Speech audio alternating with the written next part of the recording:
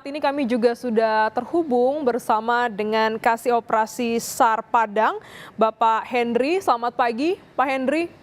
Selamat pagi, Ibu. Iya, boleh diupdate untuk pencarian atau evakuasi pagi hari ini, Pak? Oke, untuk kita fokus pada pencarian hari ini satu orang korban dari 75 orang yang datanya masuk kemarin sama kita.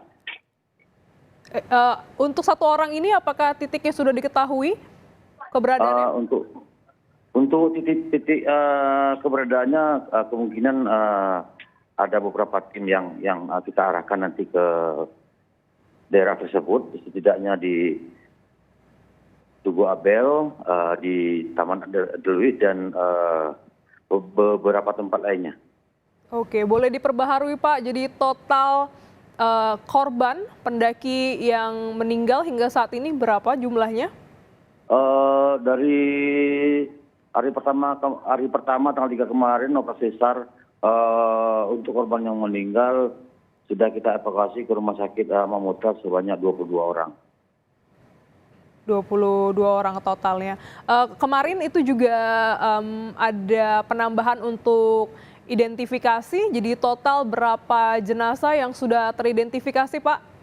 Untuk sementara baru 16 yang kita dapat informasi dari tim DPI, sementara sisanya nanti menunggu itu informasi.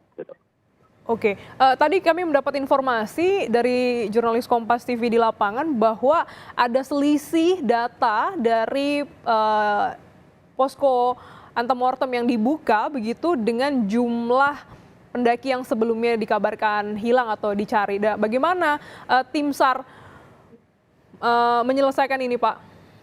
Jadi di sini di posko utama kita membuat himbauan kepada masyarakat bagi sanak saudaranya atau anak-anaknya yang merasa melakukan kegiatan pada hari kejadian, silakan melapor ke posko utama di kantor Wali Nagari Batu Pulano. Untuk posko kita 24 jam personil kita ada. Seperti itu. Oke, jadi betul ada selisih data Pak untuk data yang pertama dimiliki oleh tim SAR dengan data yang dilaporkan oleh pihak keluarga?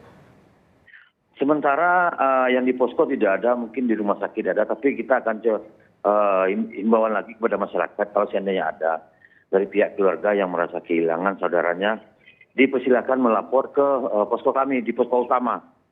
Oke, kita tahu bahwa medannya cukup berat, ada juga kendala cuaca, medan yang terjal begitu Pak. Untuk pencarian evakuasi satu korban ini, apakah juga tim SAR akan kembali menyisir kawasan Gunung Merapi untuk memastikan tidak ada lagi pendaki yang masih berada di Gunung Merapi? Untuk perencanaan hari ini kita menurunkan sekitar kurang lebih 50 personil yang akan melakukan penyisiran di penyapuan di daerah-daerah yang kita curigai. Karena untuk penyapuan dari daerah-daerah yang kita curigai ini kita harus berdasarkan arah angin, karena pada saat pencarian dan pada saat evakuasi tim kita terkendala dengan erupsi Gunung Merapi yang 1 kali 15 menit dia mengeluarkan debu. Dan jarak pandang pun, estimasi jarak pun cuma 1 meter buat teman-teman kita di lapangan. Baik, jadi ini yang juga menjadi kendala bagaimana aktivitas Gunung Merapi. Untuk pagi hari ini bagaimana? Apakah masih erupsi, Pak? Sementara Gunung Merapi nggak bisa kita lihat, tertutup awan.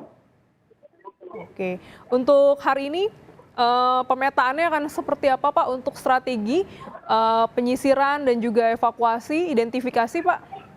Untuk sistem evakuasi kita gunakan nanti sistem estafet nanti. Jadi ada dari 3 suruh yang melakukan penyisiran, pencarian, dan 2 suruh lagi untuk siap melakukan evakuasi.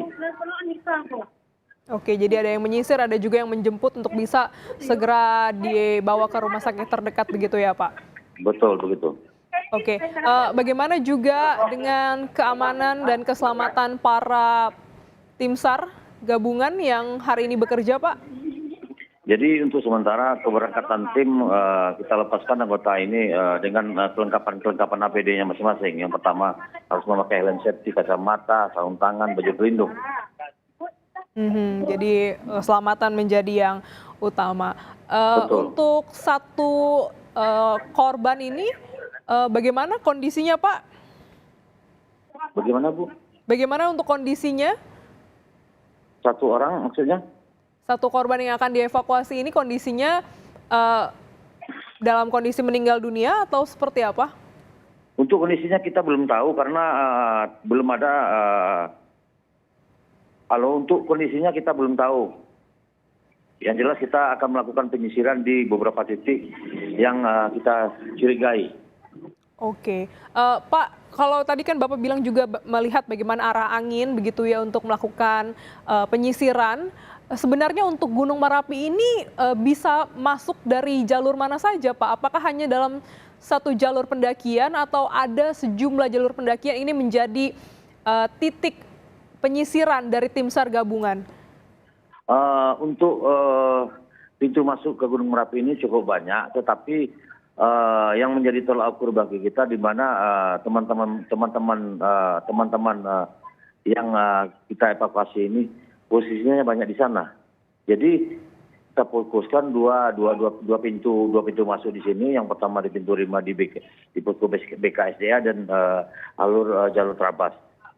Seperti itu. Oke, baik. Jadi memang ada banyak pintu masuk untuk pendakian di Gunung Merapi dan ini yang menjadi pertimbangan tim SAR gabungan kembali menyisir untuk melakukan evakuasi dan juga pencarian ya. Mungkin Pak untuk hari ini memastikan tidak ada lagi pendaki yang berada di kawasan Gunung Merapi. Lantas bagaimana dengan masyarakat? Apakah hari ini dilibatkan kembali untuk proses pencarian?